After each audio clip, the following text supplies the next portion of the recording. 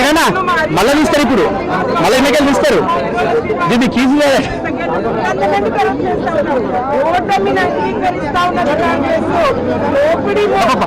పెట్టే బాబు అదే అదే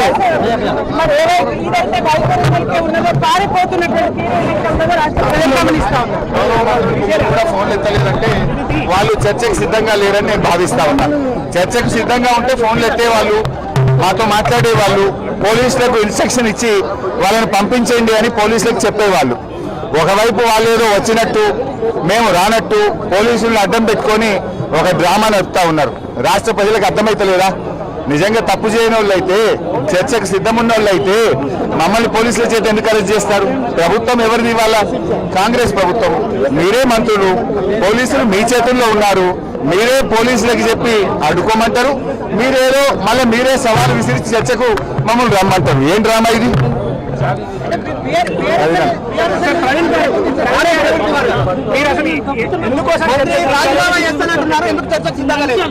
మంత్రులు వాళ్ళ దగ్గర లేవండి. వాళ్ళు పూర్తిగా 2000 కోట్లు మెక్కి ఉన్నారు. తెలంగాణ బిడ్డలకు, తెలంగాణ చిన్నతర కాంట్రాక్టర్లకు రావాల్సిన ఆస్తినంతా కూడా ముఖ్యమంత్రి రేవంత్ రెడ్డి, జయవీర్ రెడ్డి, వేం నరేందర్ రెడ్డి వీళ్ళందరూ కూడా మొత్తం కూడా ఒక ప్రాజెక్టు మానిటరింగ్ యూనిట్ అని ఒకటి పెట్టి జీవో నెంబర్ 17 దొడ్డిదారిన తీసుకొచ్చి మొత్తం కూడా తెలంగాణ బిడ్డలకు చెందాల్సిన సంపదను రాష్ట్రంలో కాకుండా బాంబే, అదేవిధంగా గుజరాత్, ఢిల్లీకి చెందిన స్టేట్లకు కట్టబెట్టిండ్రు. మీరు గౌరవ హైకోర్టు ఎన్నో జడ్జిమెంట్లు ఇచ్చినా కూడా, ఎన్నో నిర్దేశాలు ఇచ్చినా కూడా వాటన్నిటి తుంగలో తొక్కి రాత్రిపూట దొంగతనంగా మొత్తం కూడా టెండర్లు విడిచిండ్రు. కేసీఆర్ గారి సమయంలో ఈ విధంగా జరగలేదు. కేసీఆర్ గారు 10,000 మంది తెలంగాణ బిడ్డలను కాంట్రాక్టర్లుగా తయారు చేసిండ్రు. ఈ సంపదను ప్రజాస్వామీకరించారు. ఈరోజు రేవంత్ రెడ్డి గారు మొత్తం కూడా ప్రాజెక్ట్ మానిటరింగ్ యూనిట్ పెట్టి దొడ్డిదారిన జీవో 17 తీసుకొచ్చి మొత్తం కూడా 1000 కోట్ల రూపాయలు తిన్నారని మా డిప్యూటీ ఫ్లోర్ లీడర్, మాజీ మంత్రి హరీష్ రావు గారు ఆధారాలతో బయట పెట్టారు. మాకు తెలిసిన ఆధారాలను కూడా మేము తీసుకొచ్చి, నేను, కొప్పుల ఈశ్వర్ గారు, గెల్లి శ్రీనివాస్ యాదవ్ ఈరోజు సోమాజిగూడలో మేము వెయిట్ చేస్తాము అని చెప్పి మేము వారం రోజుల క్రితమే చెప్పాము. ఈరోజు బహిరంగ చర్చకు పిలిచింది వాళ్ళే. ఒక 2 వారాల క్రితం అడ్లూరి లక్ష్మణ్ కుమార్ గారు ఆయనే బహిరంగ చర్చకు పిలిచారు, అనిజుద్దీన్ గారు పిలిచారు, పొన్న ప్రభాకర్ గారు పిలిచారు. అందుకొరకే అది స్వీకరించి మేము వారం రోజుల ముందరనే సోమాజిగూడకు వస్తామని చెప్పాము.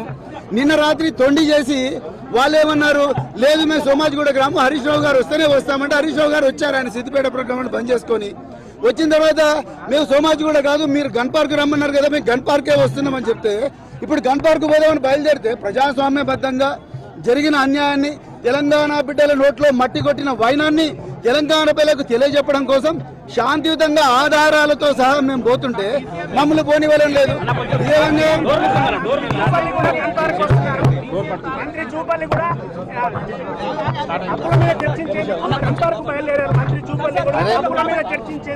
మిస్టర్ జూపల్లి, నువ్వు తెలంగాణ భవన్ కు వస్తా అన్నావు.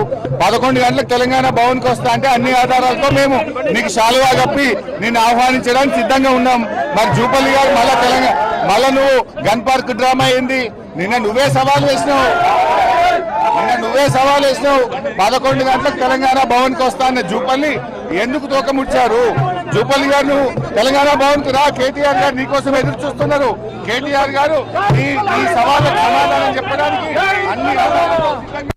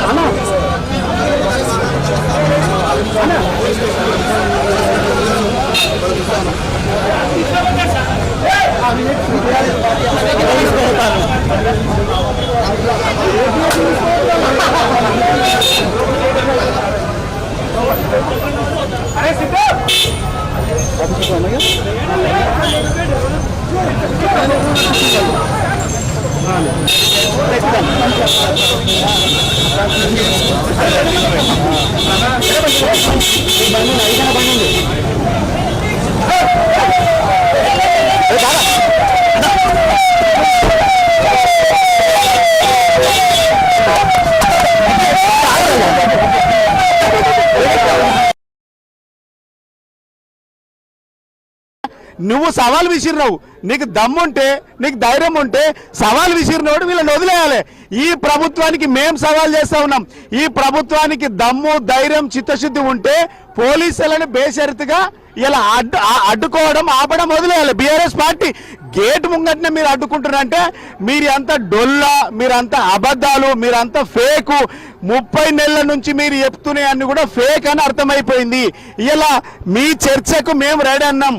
ఇలా మీ అవినీతి బయట పెట్టడానికి మేము మాట్లాడుతూ ఉంటే డైవర్ట్ చేయడానికి కొత్త డ్రామా తెరదీసిండ్రు. కాబట్టి ఇలా ప్రభుత్వం ఈ వెహికల్ అడ్డుకుంటుంటది అంటేనే ఇలా మీరు అబద్ధాల ప్రచారాన్ని 30 నెలల నుంచి నడిపిస్తున్నారు.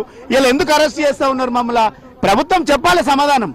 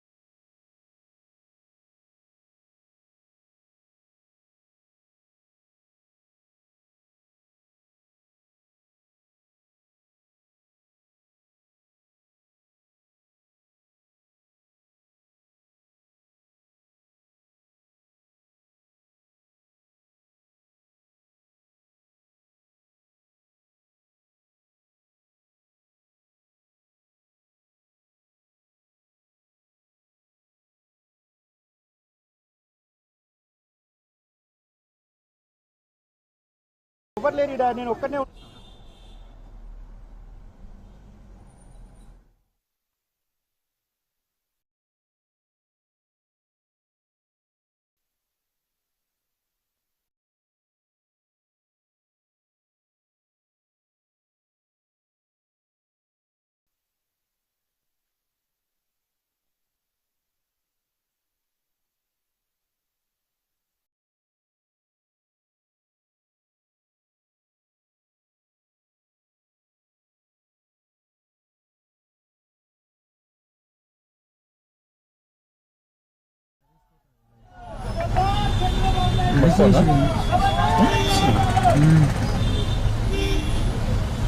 ఇప్పుడైతే అదే వస్తున్నాం, రోడ్లో వస్తున్నాం. అది చేసి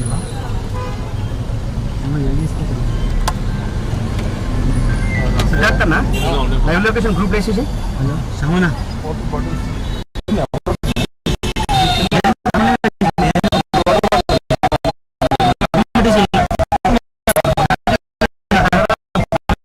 ఒకటే 4G ఉంది, 3 కెమెరా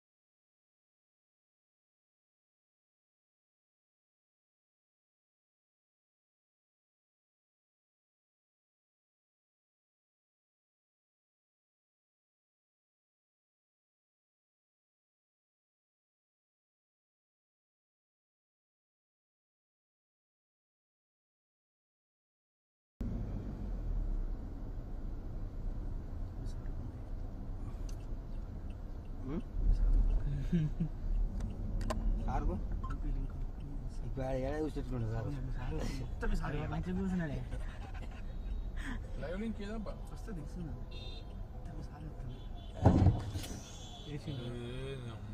పల్లెపూరి మన బండి చెప్పండి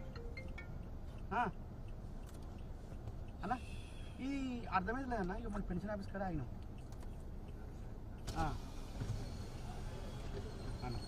మన బండికి వేసారు మా ఇంట్లో కూడా మా బండి ఉంది ఉన్నట్టు సార్ మెయిన్ బండి ఉంది కాదు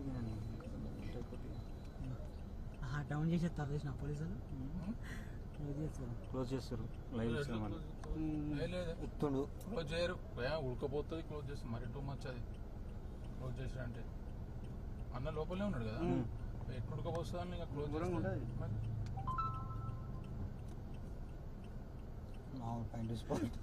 అది కూడా వస్తుంది మంచిగా వస్తుంది జీవన్ రెడ్డి హ్యాపీ ఏం కాదు వాడేమంటున్నాడు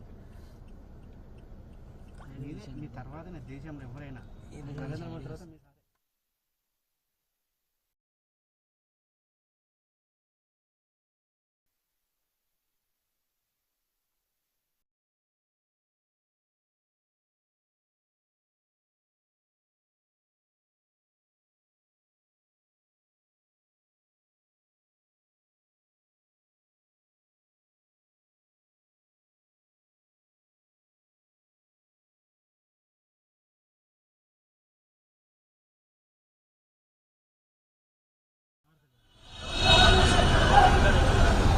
ఏమన్నా తీసి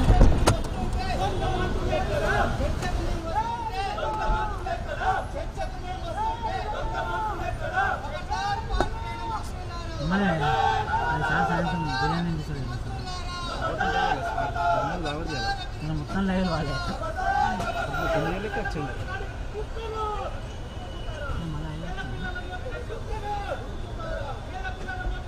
నిమిషం వస్తుంది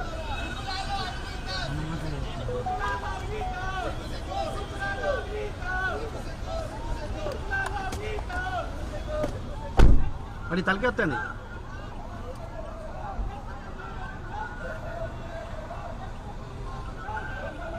సిగ్నల్ ఎక్కువ ఉందా టైం టైం వెనక పోదాం ఉందా వెనక రాజేష్ వెనక పోతుంది సార్ ఎందుకే వీళ్ళు ఇబ్బంది ఎందుకు వెనక వీళ్ళు కాలిందట దిగితే పోతుంది పోట్లేనా పోట్లే రైట్ జరుగు లేకపోతే వెనకన్నా పోతే ఏదో ఇలా కూర్చొని అలా నేను కూర్చుంటే ఇలా కూర్చుంటాడు అంత ఖాళీ ఉన్నాడు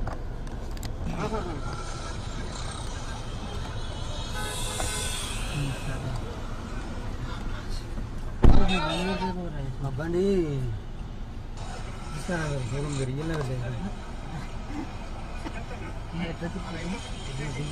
ఇంటి